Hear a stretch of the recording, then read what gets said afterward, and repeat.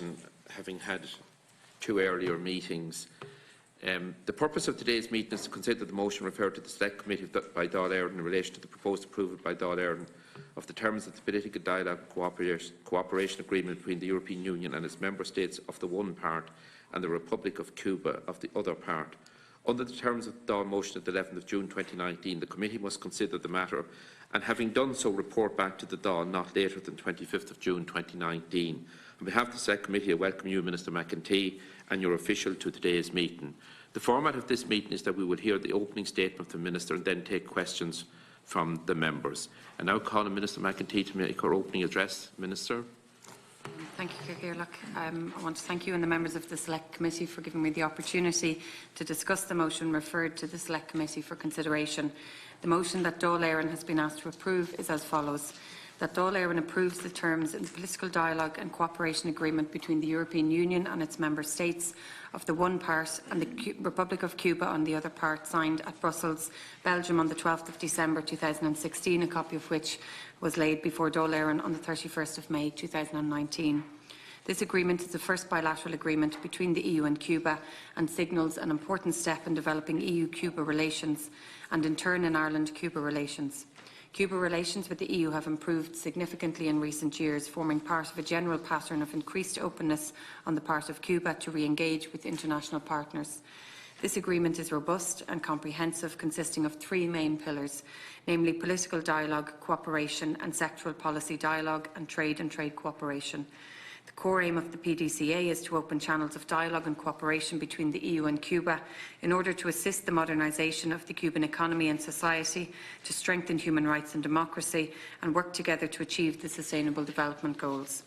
The agreement provides for a comprehensive dialogue between the EU and Cuba on a range of policy issues, including human rights, small arms and light weapons, disarmament and non-proliferation, sustainable development, tourism, serious crimes of international concern, unilateral coercive measures, combating illicit drugs and combating racial discrimination, xenophobia and related intolerance. The agreement also provides for the development of cooperation, including on political and legal issues such as democracy, human rights, good governance, justice, citizen security and migration, as well as on social, environment, economic and developmental issues. Most of the agreement has been provisionally applied since the 1st of November 2017. However, its full application requires ratification by all of the EU member states once they have completed their own internal legal procedures. Since establishing diplomatic relations with Cuba in 1999, Ireland's relationship with Cuba has grown significantly. The visit of President Higgins to the island in 2017 was a high point in our relations, and it facilitated the further strengthening of ties between our two countries. This also highlighted an interest in shared history between our two countries, with the Irish immigrants having contributed to the economic, to the cultural and political evolution of Cuba over the years, and Cuban leaders having been influenced by the leaders of the Irish Revolutionary and independence movements. Cuba opened an embassy in Dublin in 2001, and Ireland's ambassador to Mexico was accredited to Cuba, and I want to welcome the ambassador here as well today. The recent opening of two new missions in Latin America, in Colombia and Chile, has significantly increased our footprint in the region and has allowed Embassy Mexico to dedicate greater resources to developing our relationship with Cuba. 2019 marks the 20th anniversary of relations between the two countries, and it is being celebrated with a series of cultural events being organised by representative ambassadors. Ireland and Cuba are like-minded on a number of multilateral issues such as disarmament, non-proliferation, gender equality and climate change. We signed a Memorandum of Understanding on political dialogue with Cuba in 2015, and since then we have engaged in 3 different rounds of bilateral political consultations, which such issues of mutual concern were discussed. It's also important to acknowledge concerns around the challenging human rights situation in Cuba. Ireland is keenly aware of the difficult situation that exists from human rights defenders and civil society actors in Cuba. Ireland, together with the EU and our fellow member states, continues to encourage reform within Cuba, particularly in the areas of freedom of expression, the right to peaceful assembly, the protection of open civil society space, a free, fair and open judicial system. The EU and Cuba have an annual dialogue in the area of human rights, and this agreement provides for further engagement in this extremely important area. Encouraging steps have been taken by Cuba, including in the reform of the constitution approved by referendum after a process of public consultation. Among other reforms, the new constitution establishes the presumption of innocence in criminal proceedings and the right to habeas corpus, and extends a ban on discrimination to include that carried out on the basis of sexuality. The PDCA recognises the potential contribution of civil society and specifically provides for further cooperation between the EU and Cuba in this area, and encourages the active participation of civil society in the formulation and the execution of development cooperation policies. In conclusion, I want to thank the committee for the opportunity to present this motion. My assessment and that of the Department is that the PDCA provides a solid framework and welcome opportunity to strengthen both EU-Cuba relations, but also Ireland-Cuba relations, providing for closer economic and political ties. It also helps to provide the framework for further constructive dialogue on the many human rights issues. I hope the committee will support the motion and that Dáil Éireann may approve the terms of agreement so that Ireland may proceed to ratify this in the near future, and I'm happy to take any questions at this point. Thank you. Thank you, Minister. Deputy Maureen O'Sullivan. Thank you very much, Minister. I think this is it's a very significant date in Ireland-Cuba relations.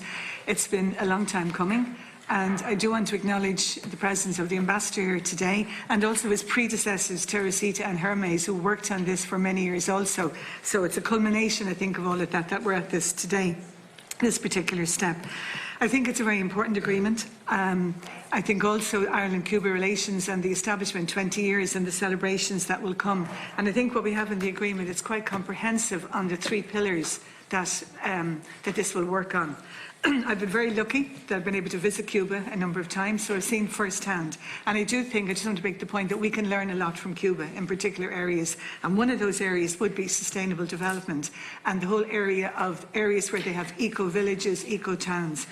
Also in the areas of education and, health system and its accessibility to everybody, regardless of their means. So, looking at this now, and we're going to have, this ratification is needed for full application. But what we need to see now is the concrete steps as to exactly what is this going to mean in terms of both Ireland and Cuba. And I think there's huge potential for further engagement between Ireland and Cuba, particularly, say, in relation to trade. And I know there are some small groups who are working on that. But the elephant in the room is the United States. And I'm not sure how much progress can be made while that elephant in the room is not being addressed. Now, I've had quite a number of questions with the Minister on this whole matter. And the most recent one, and I'll just quote from it, is that Ireland believes the embargo serves no constructive purpose, and the lifting of the embargo would facilitate an opening of the island's economy to the benefit of its people. So in order for this agreement to really bring about progress and more positive effects for both Ireland and particularly for Cuba, that has to be addressed. I mean, how can you trade with a country if there is an embargo and if there are banking issues also? So how can we go about putting pressure that that blockade is lifted? We know that it was lifted for a short time under President Obama, and then it has come back again, and it's causing, so many difficulties for people in Cuba. So that's my question. How successful can this agreement be while the blockade is in place? And that's not taking from the importance of the agreement and how significant it is today. Thanks, Chair. Thanks, Deputy O'Sullivan. Minister. I suppose just to agree with the Deputy and to reiterate the Taoiseach's points that there is no constructive purpose, or we believe there's no constructive purpose to this embargo. The economic embargo, it seriously hampers our own economic activity, but also that of the European Union and any progress that Cuba can make itself.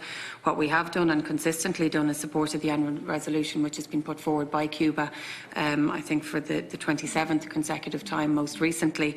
And you might say, well, that obviously hasn't changed things, but I think what we need to do as a united European Union, all continue to reiterate and consistently support that position at the UN General Assembly.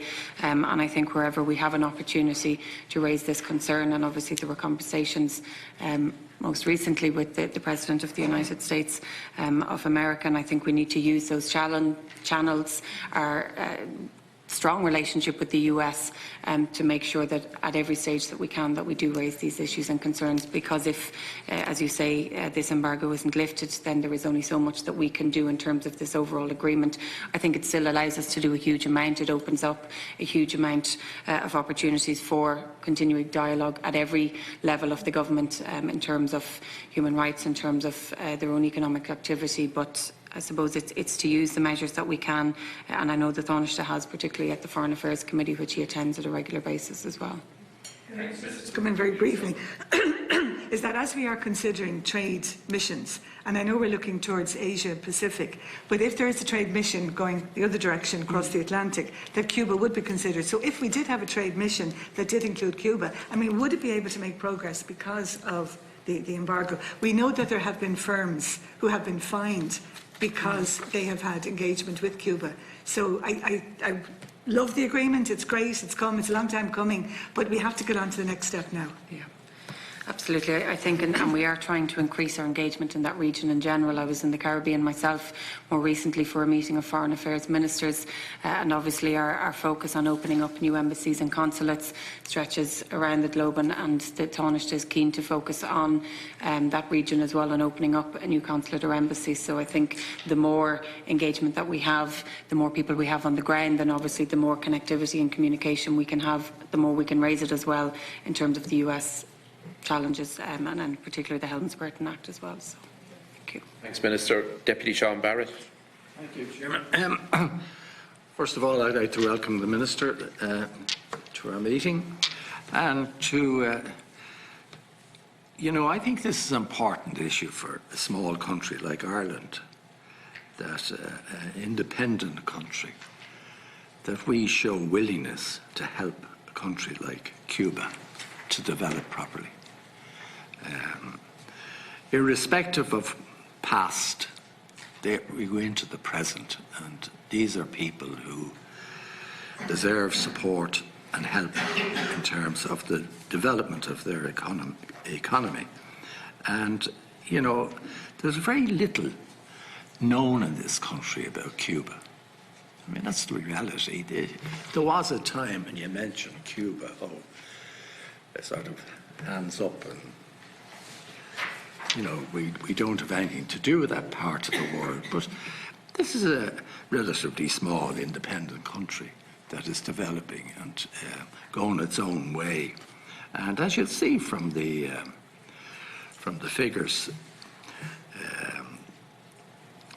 they have a small number of unemployed compared to us. There's they have a population about 3 times our population, but their GDP per capita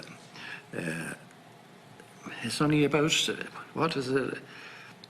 a ninth of ours. And, for countries like Cuba, coming out of where they came from in a relatively short period, a country like us, who are totally independent, should use whatever influence we have to bring and help them along and to support their development. I'm talking now about the average person living in Cuba, who went through periods where they lived under a very strict regime. And, it's times like this when they are developing that they need friends and support. And I think it's important for an independent country like Ireland that, have no hard views one way or the other, that we should support. And I'm going to recommend to you, Chairman, that maybe a small delegation, maybe a couple of members from this Parliament, should go and visit and report back. 2 or 3 people should go and visit these countries at this stage of their development, so that we get to know and listen at first hand from people who would visit. And I think nothing but good can come out of this. And, an independent country like Ireland can play a huge part in helping the development of Cuba along the lines that I would like to see anyway. So I'm delighted to be here to say my few words, but to encourage that we do take it seriously. Along with other countries, they're coming from a background where it was very foreign to us. I mean, very few of us knew much about Cuba up to recently. And to show support and encouragement that they develop like a true democracy, and that any help we can give in terms of advice or contact should be given at this stage of their development. Thanks, Deputy Barrett. I think Dr. David Hickey helped to raise the profile of Cuba one day in Crowe Park when they were honouring one of the Dublin teams of the 1970s. So, Minister? I mean, I agree. I think if you look at our own relationship, it is very warm, but when you look at the economic trade as well between the two countries, we are their 24th most important trading partner, so we're obviously not high on the list, but Europe is very high, so I think there's a lot more that we can do in increasing that figure. I think in terms of people-to-people relationships and contacts, that's been increased quite a bit in recent years with the President visiting in 2017. I think you then had the visit of the Cuban Vice Minister for Foreign Affairs to Dublin in October last year, and then obviously Minister Finnean McGrath for St Patrick's Day as part of his visit. So I think to continue those visits, be it on a trade mission or politically engaging, I think is extremely important. Obviously the 20th anniversary this year as well gives us an opportunity through the Embassy, through the ambassadors, to highlight, to showcase the relationship and the connection that we have, but also to try and build on that as well. So I think this enables us to create obviously greater dialogue between our two countries, but I think we can also build on the relationship that we already have, and certainly they are very warm relations, and we want them to continue that way. Thanks, Minister. Mr. Barrett. You know, I think it's important that maybe we should try and establish a friendship group between Cuba formally. You know, that we... I think Deputy Barrett did good work with Deputy O'Sullivan. We have a friendship. Well, I haven't come across her. My apologies. Deputy Pringle is the convener of that. Oh. Yeah, but we have met. Oh, well, that's good. So I'll include you on the list. Will you? Yes. Yeah, well, that's grand. Right. But I think that sort of development I'm delighted to. Yeah, absolutely. Pardon my ignorance for... Yeah, no. But I didn't. But I think that's good, and nothing but good can come out of that. Yeah. Deputy Seán Crowe. Good morning, Minister. Again, like others, I fully support this motion on Ireland's ratification of the EU-Cuba Political Dialogue and Cooperation Agreement. Unfortunately, the process seems to have taken longer than anticipated, and I suppose we're one of the last EU countries to ratify the agreement. You might explain, what the background there is. But however, it's welcome that we're discussing it here today, and hopefully it'll have broad, if not unanimous support in this committee and in the Dáil itself.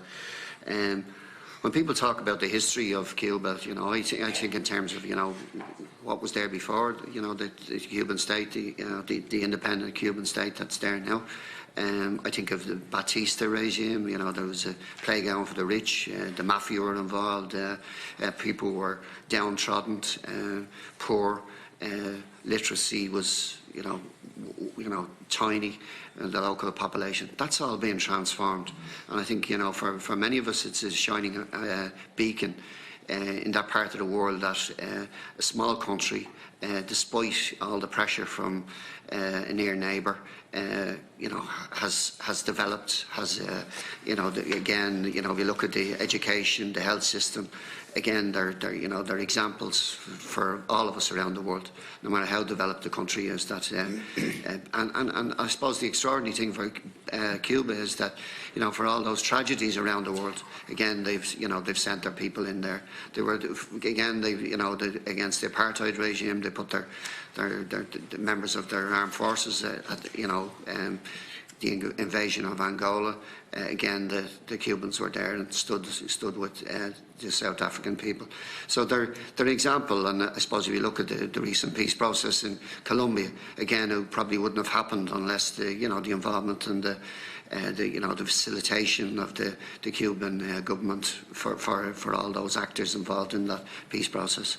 So we've a lot we can learn, and particularly, you know, hurricanes and so on. The doctors, you know, the doctors that we send into the shanty towns, the poor areas and so on. So there's huge positivity in relation to that. And I suppose anyone that travels to Cuba meets the people, friendly people, safe, ticks all the boxes for, you know, people for a holiday.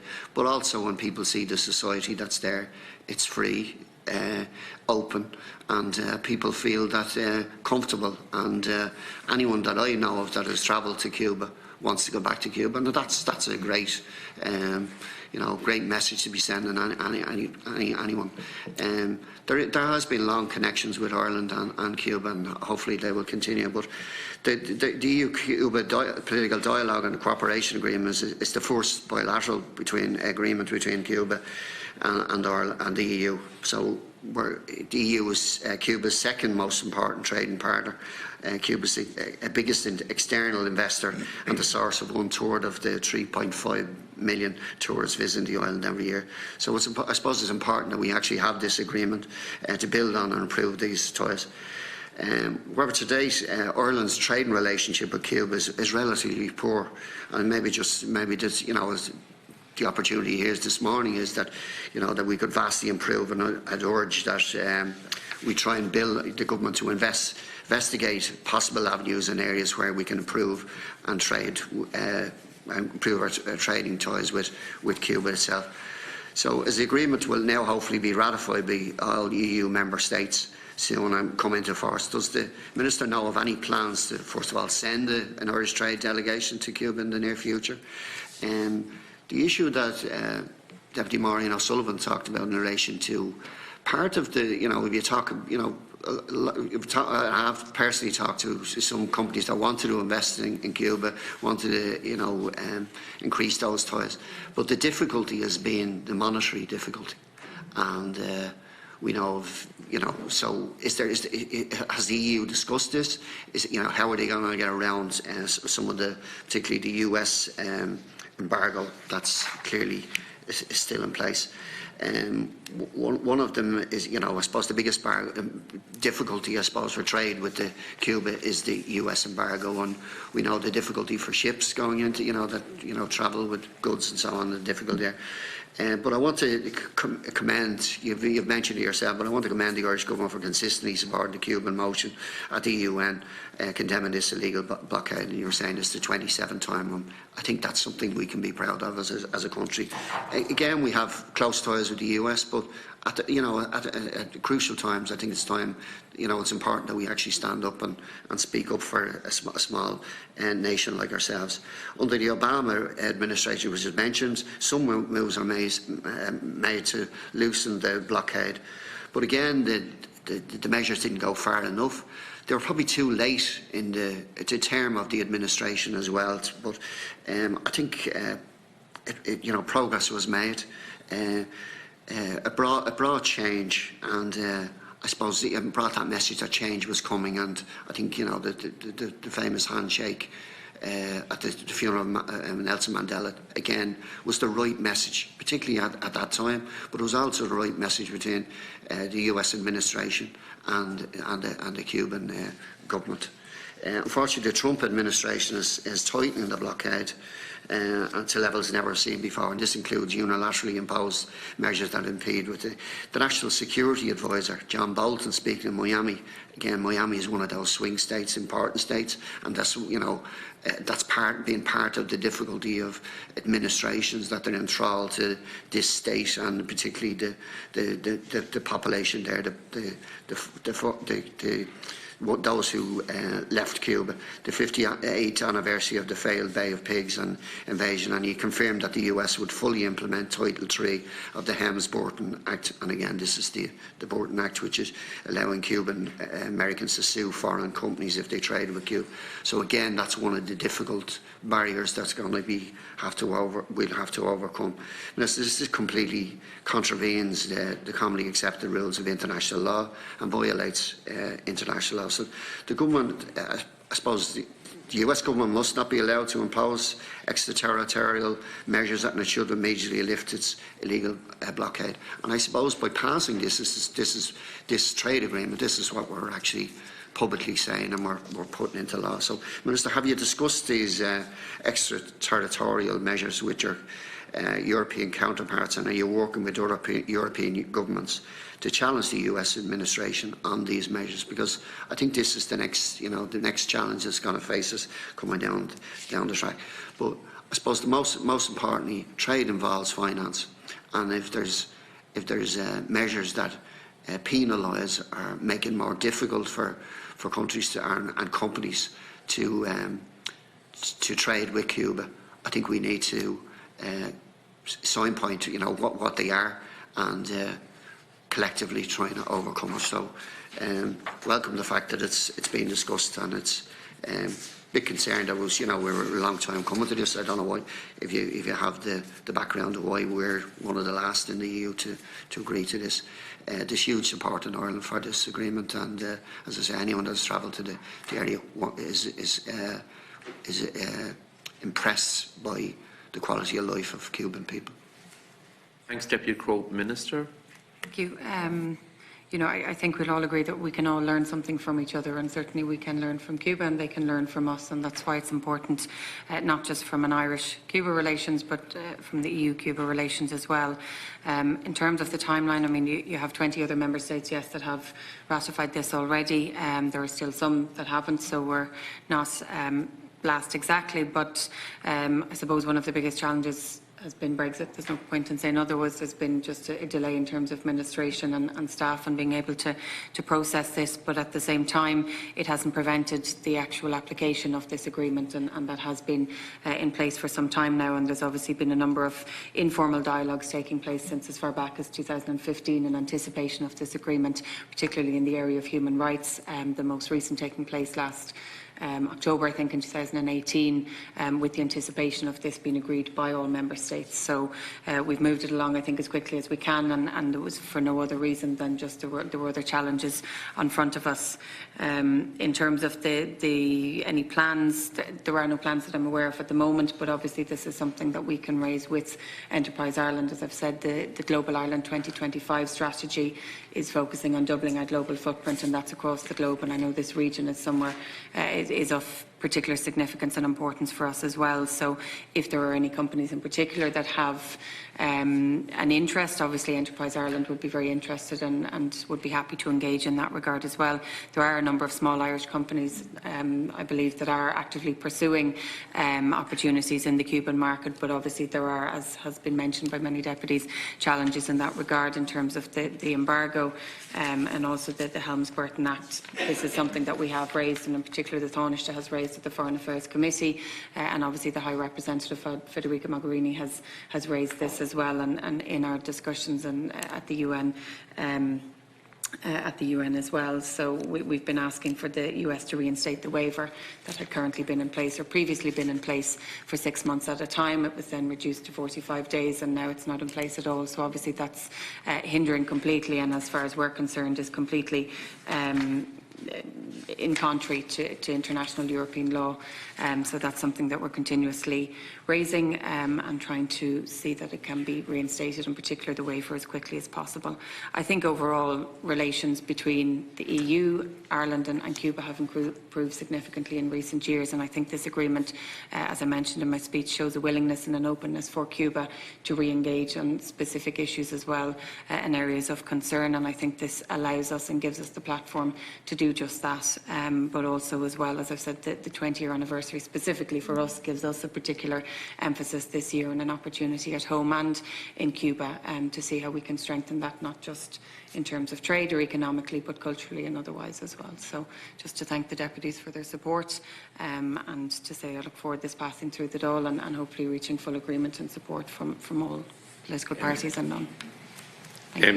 Thank you, Minister. I want to thank you, Minister, and the members for their constructive contribution to this important discussion. It's an important agreement, and as you said in your introductory remarks, Minister, it provides for comprehensive dialogue and cooperation between the European Union and Cuba, and I'm glad that it's been signed on the 20th anniversary of the establishment of diplomatic relations between both of our countries back in 1999, and that development obviously enabled a significant strengthening of relations between both countries and the raising of issues of common concern. Could I also just endorse the comments of my fellow committee members in regard to the potential for trade, and hopefully Cuba can be included on trade missions as soon as possible. In accordance with Standing Orders 90 and 89.2, the following message will be sent to the Clerk of the Dáil.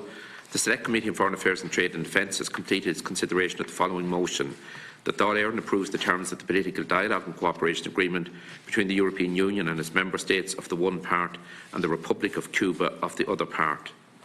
The Select Committee is now adjourned. Thank you all.